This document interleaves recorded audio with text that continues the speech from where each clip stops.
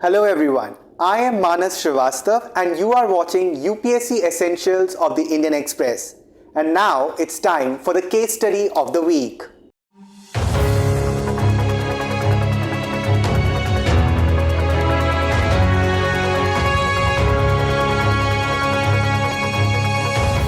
Case studies are important section of UPSC examination, especially GS paper 4 ethics.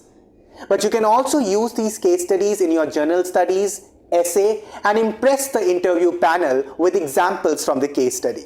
One such case study which fits in your UPSC syllabus is Tora Agarwala's article or story in the Indian Express. The title of the story is In Arunachal District, Women Lead Fight for Drug-Free Community.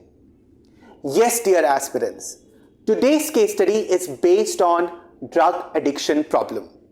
Or I must say that it is a solution-oriented case study.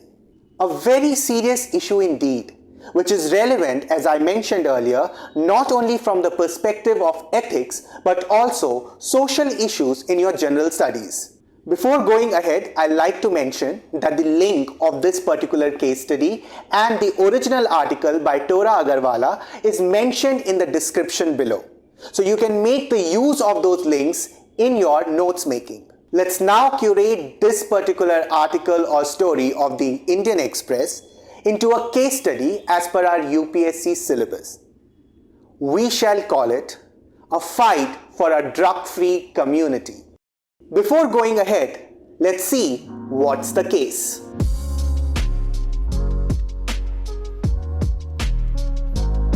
This article has a very important quote. The quote is, "Every youth who destroys his life by drug addiction is a loss of our society." How true is this quote, isn't it? For 25 long years, Kimcham Taiju's husband in the Changlang district of Arunachal Pradesh was addicted to Kani, which is opium in Arunachal Pradesh. Located in India's easternmost periphery, Changlang of Arunachal Pradesh has long contended with an addiction problem.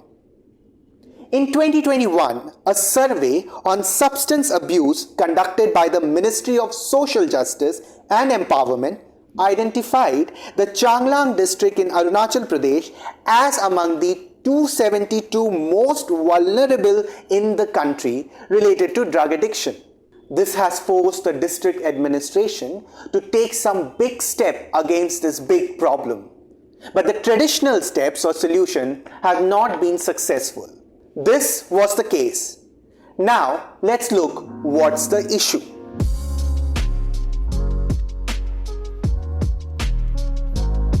The issue here is the drug addiction problem and the fight against it. To fight against the serious issue, the administration, civil societies and individuals have to come together and find a solution. So this was the issue. Now let's look at the problem.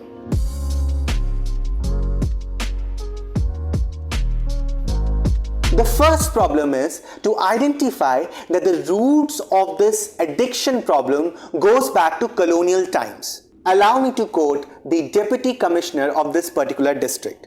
He says, and I quote, "The British encouraged the Singh force, which is in the northern region of the district, to consume opium, to subjugate them, and in Tangsa area near Myanmar, black salt was traded for opium." He continues and says this led to addiction of the local population, and soon other synthetic drugs made inroads. So this colonial problem exists till now. Secondly, it is not that the government's efforts in the past have not taken place, but they have not been successful. They were traditional in the sense that most of these efforts were from the government side. This kind of problem also requires the participation of the community as a whole. The third important problem is related to drug trade and a lot of insurgencies. Now this particular area, as per the story, have long been caught in a cycle of drugs and insurgencies. Militant groups trade opium for arms. Despite multiple crackdowns by the government, opium continues to thrive and spoil the lives of youth and men in this area. So these were the problems as per the story. Now let's look at the solutions.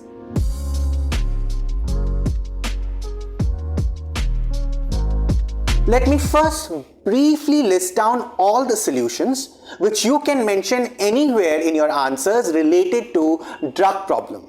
The first solution is the bottom-up approach. The second solution is role of self-help groups and Gram Sabha. The third is Nasha Mukti districts or Nasha Mukti Changlang initiative. Fourth, close synergy between local communities and authorities. Fifth, initiative by individuals. Sixth, treat the problem as social and not criminal. And seventh, proactive role of administration.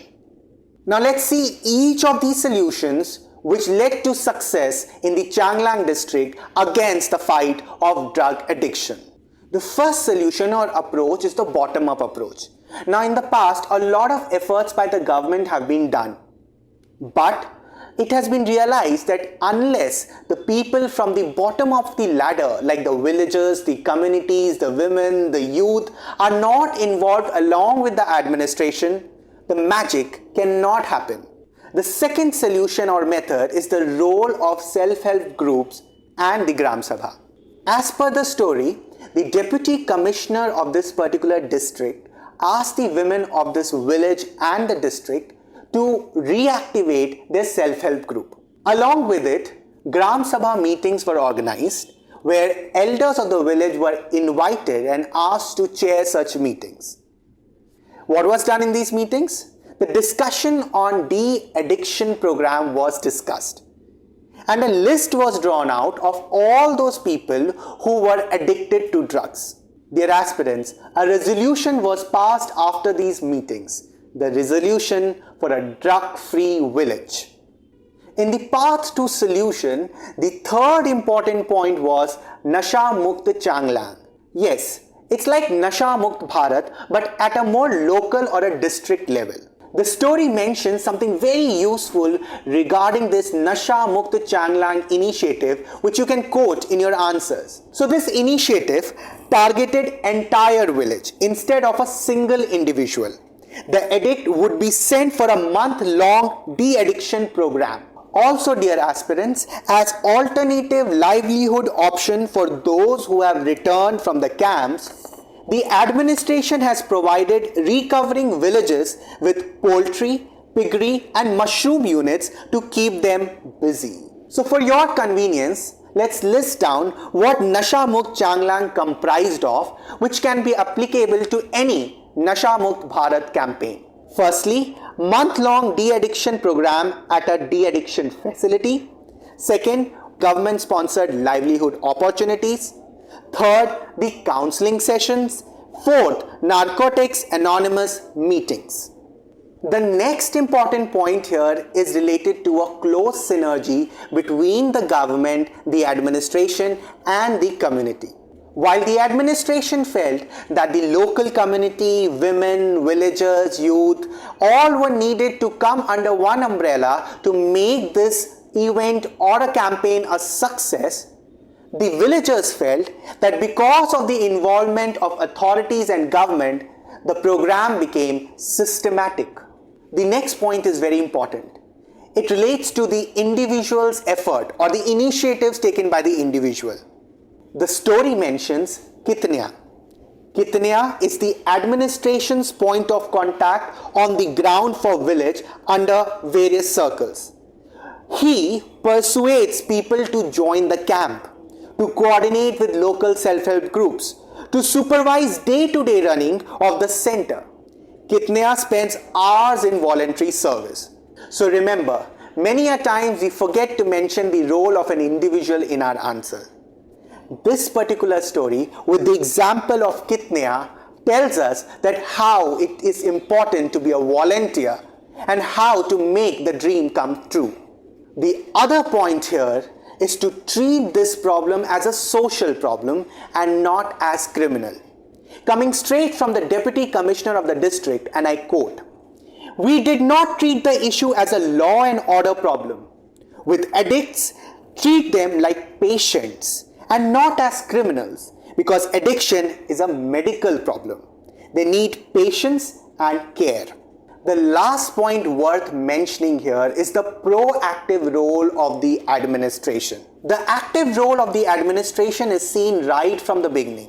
The day when women went to the Deputy Commissioner back in February 2021 to seek a solution to this addiction problem of their men. The administration and the Deputy Commissioner Devansh Yadav realized that there needs to be an out-of-the-box thinking solution here. It was realized that the administration of the district has to walk hand in hand with self-help groups, Gram Sabha, village, youth, and other stakeholders of the society. The Deputy Commissioner says, and I quote, "Since everyone in the village is involved, it is easy to identify them and work with them again." Unquote. This case can be ended by a very interesting narration by Kimchun Taiju. Kimchun Taiju says, "She made the bravest decision of her life. She signed up her husband for a drug de-addiction program. One Sunday evening in March, Taiju and the other women of the village gathered at the local community hall and decided that enough was enough. A list of 50 names were drawn up and submitted for the district administration's month-long drug re-addiction program. That night, Taiju broke the news to her husband. "Jabi ne?" she asked. "Will you go?" "Jam de, I will," was his answer. The men were sent 100 kilometers away to a de-addiction facility in Bordumsa town. The women say the plan worked because no one was singled out. They knew they were going together, says Taijong in her 40s. So this was the case study. Now let's go beyond the case.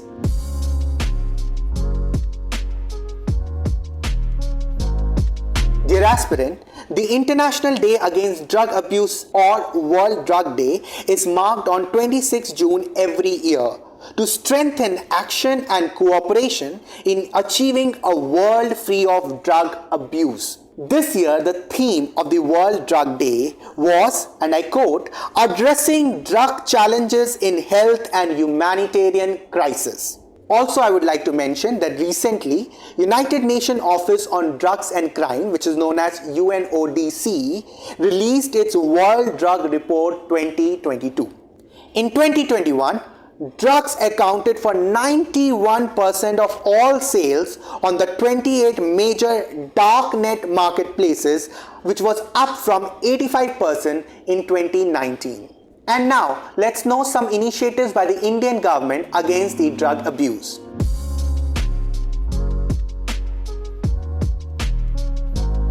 Firstly, National Action Plan for Drug Demand Reduction for 2018 to 2025. It aims to reduce adverse consequences of drug abuse through a multi-pronged strategy involving education, de-addiction. Secondly, Narcotics, Drugs and Psychotropic Substances Act, which is NDPS Act, to prevent and combat drug abuse and illicit trafficking with an apparent emphasis on supply reduction. Third, there is this National Fund for Control of Drug Abuse. And fourth, the Mental Health Care Act of 2017, which included alcohol and drug use disorders under its ambit. And finally, now the section, if you were a civil servant.